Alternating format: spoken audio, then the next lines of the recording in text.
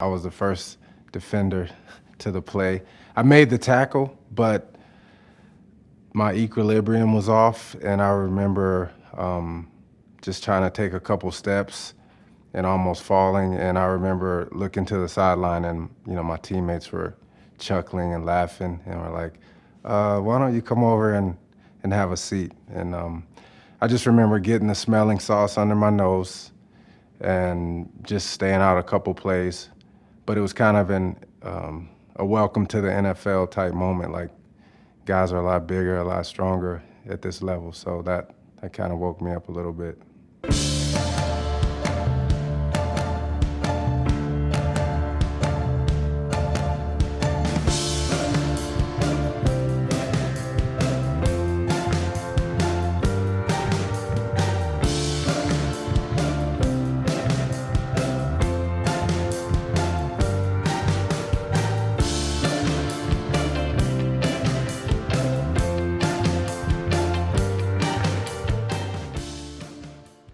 I was going to ask you to define what a concussion is. I think traditionally concussion has been described sort of in clinical terms. It's basically a direct or indirect blow to the head or neck that results in a sequence of symptoms and clinical findings that are characteristic. So fogginess, that's often something we hear, feel like you're in a fog, feeling slowed down, feeling when you walk you're a little off balance. And so all of those are different symptoms. We also get into some of the emotional symptoms that come out. After an injury, some athletes will become more tearful, and other times they may be unusually giddy, a little odd with, boy, what just happened to me, kind of thing. Has that been something that you've seen, sort of a change in behavior or change in personality? I can't say that it has, at least on the long term, for the long term. When at the time of the incident, yeah, you're a little foggy, kind of in a daze, and it's hard to stay focused. Your mind tends to dream, so to speak, and wander off. And so that's usually at the time of the concussion, but eventually that wears off. How long does that take typically? It just depends on the severity. It could last like, a quarter of a game. It could be just a few plays. So it just depends on the hit. But I had a question for you. Yeah. And we just talked about some of the different symptoms that fit the description of a concussion.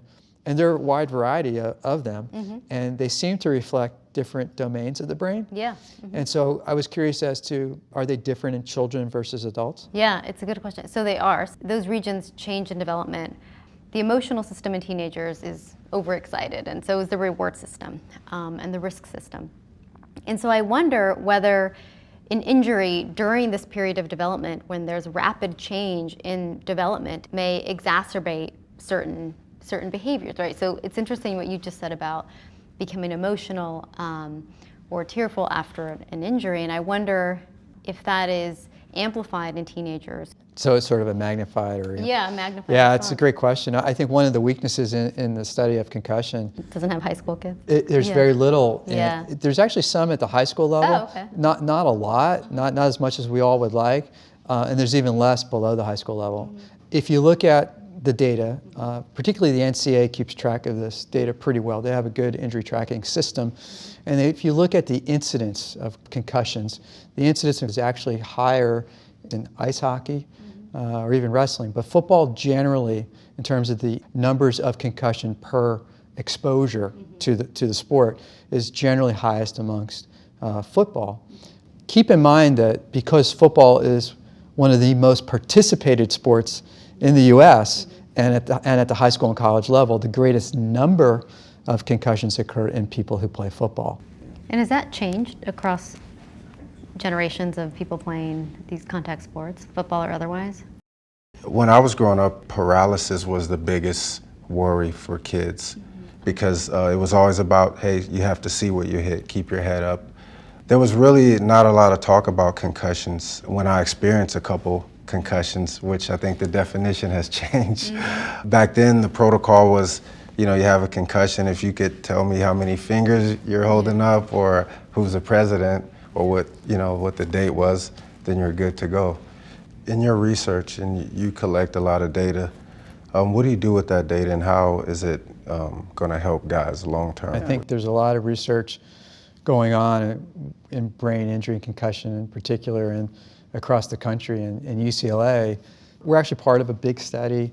It's a national study that's sponsored by the NCAA. In this study, one of the major questions is, what can we do to ensure that after someone has a head injury, that they're fully, it's fully resolved and they're fully healed and ready to return to participation without any increased risk of suffering another injury. If the brain can be injured, just like any other tissue or muscle, is there anything that you guys can do or any medicine that can help speed up that healing process? Right. I mean, is there something Right. out there that could, instead of being out for 3 weeks, I could be back in a week or two? I mean, is there something like that? Well, you're really asking great questions. So, I think the more that we learn about the physiologic mechanisms of what happens after a brain injury, the more insights we're gaining towards interventions that could potentially support the recovery process. Most concussions will resolve in about 10 days. That's what we're learning. We've seen that, and actually some of the most recent data that we have would also support about 10 to 11 days, 9 to 11 days for most concussions resolve. And I'm talking about 90%. But to answer your question, do we have a way right now to help the brain recover faster? Probably not right now. So that's an interesting point, because as you are well more aware than I am, there's an increasing narrative about what we should recommend or not recommend regarding football, particularly in high school. That's the literature I read. The American Academy of Pediatrics last year came out with a formal recommendation of, some advocates would say, eliminate high school football, and I want your thoughts on that in a second. Or secondly, if that's an unrealistic goal, to instead minimize the number of tackles in practice, for instance. But then others say, well, then that particular player is less prepared than someone who has more practice of tackles. So how would one balance those types of recommendations? Well, first of all, I think even before high school, most of the Pop Warner leagues or the rec leagues are divided by weight. Okay. And so what happens is they get guys that are, similar in weight, so that there's not guys, even though they're the same age, but Right. If I outweigh you by There's 30 a large pounds. span of puberty. Yeah, so they try to keep it within a weight class to where most of the guys are pretty evenly balanced. But then once you get to high school, I mean, that goes out of the window. Yeah. Because if I'm 15 but I'm 300 pounds and Right. you're 15 and you're 150, I mean, I'm sorry, but you educate kids, you try to reduce the risks as much as possible. You tell them to keep his head up, you do all the other things that you can. You implement fines or penalties when kids are, not doing it the right way. Who exactly is most vulnerable among high school players? Are there particular characteristics that we can identify to have either more intervention or more monitoring of those kids? And also, with what we already know, I think it's really important to educate parents and the players themselves about the dangers, because adolescents are really primed to focus on the immediate, right? To focus on the rewards, and that's great in some contexts, but for them to really appreciate the potential dangers is important for them as well. One of the things that's often overlooked, besides sort of the physiologic effects of the injury, are the psychological effects of injuries. And I was curious, has that something you've seen as well? Well, I've certainly seen that those clinical diagnoses are pretty much triple during adolescence, because that's when, because of the changes in the emotional systems, there's a lot more incidence of anxiety or depression or these types of psychopathologies that may persist.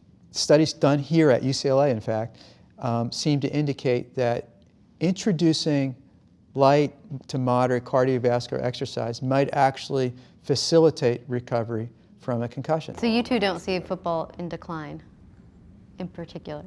I think, to be honest, I think unfortunately there has been a little bit of, I wouldn't say an overreaction, but certainly concern among parents. And we have seen at the high school level a decline in participation. and people shifting from football to other sports. I don't know that we have any statistics on it, but I certainly have read some literature that has described this in certain areas of the country. So can you say something about the positive aspects of it? Because I study the teenage brain, and I'm often asked by parents, of course, there are some concerns about football and the physicality of it, but there are a lot of positive things that happen in terms of social development during Absolutely. adolescence. So I would love to hear more from you about that in terms of having been a teenager playing football and then becoming a professional football player.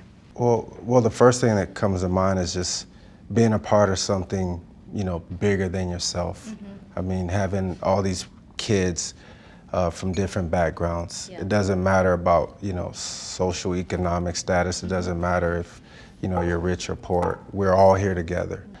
Now you're working for one common goal of trying to win and be successful, and everyone's doing their part. So I think it really gives kids that development about teamwork and not being selfish and, just character traits that really are positive, and just the long-term relationships that you meet and just how it transfers over. If I was talking to a young kid and he asked me about playing football, like what would my thoughts be? I would educate him on what the risks are, but I wouldn't discourage him from playing if he wanted to play. I still love football, and like I said, I focus on the positives. There's so many positives, and when you weigh that against what the outcome could be long term, I do it all over again.